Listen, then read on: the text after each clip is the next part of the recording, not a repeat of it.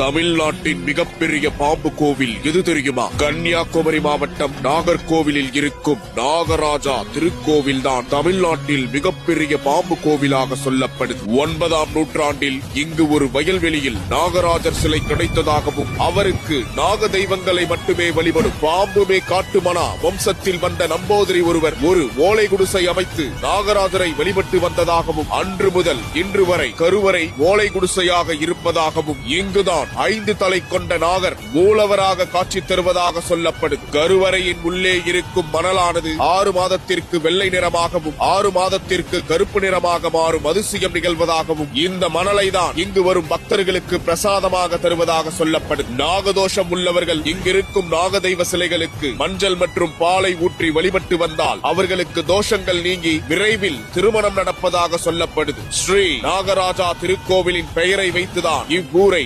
நாகர்கோவில் என அழைக்கப்படுவதாக சொல்லப்படுதுங்க.